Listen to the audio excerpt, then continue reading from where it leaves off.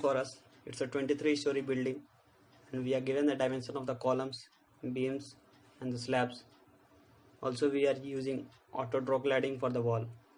As we can see, the different stories have different live loads acting on them, so we are going to assign the live loads accordingly.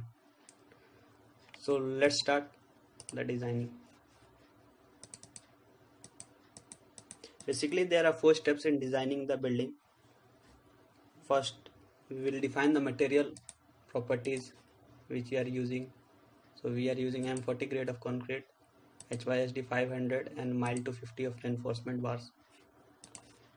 So again we are going to define the section properties for beams and columns. So here we are using a property of auto select, which is auto select the beams and column sections which are suitable for the designing. Again we are going to define the slab.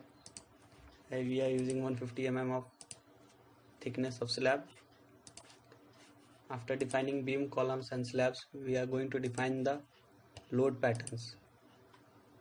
So here we can see the dead load, live load and the wind load which are acting on the building. After defining the properties and load patterns, we are going to draw the beams, columns and slab for the various stories as given in the problem. Here we can see the diagram. After drawing, we are going to assign the dead load, live load and the wind load which are acting on the building. We can see the different loads acting on the build cells. Here we can see the dead loads which are acting. Similarly we can see the live loads which are acting.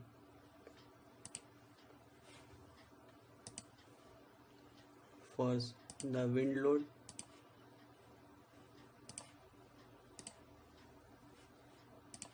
We can change the property to wind load and we can see the different wind loads acting on the different stories.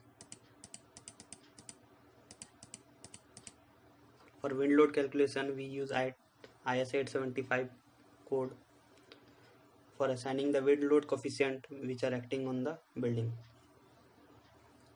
So after assigning the loads, we will run the analysis for the building. So we are going to run the analysis of the building.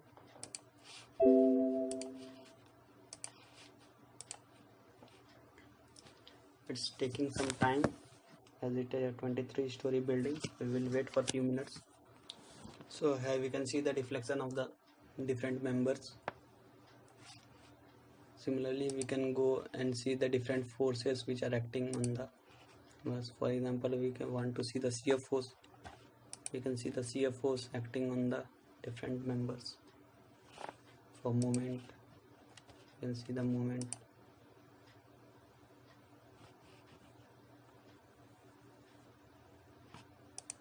So after running analysis, our last step is the design check according to the standard code. So we are going to run the design check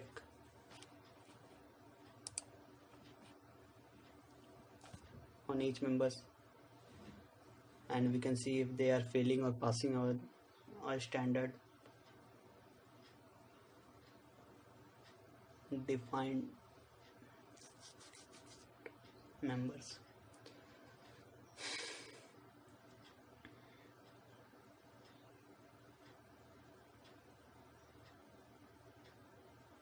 It's taking some time.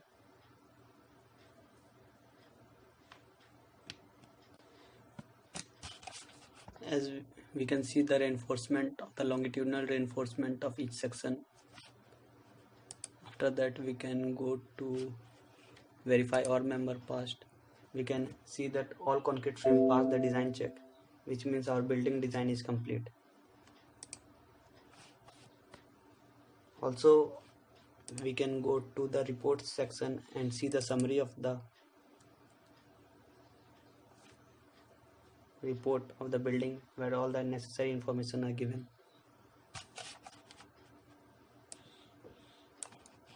We can zoom it.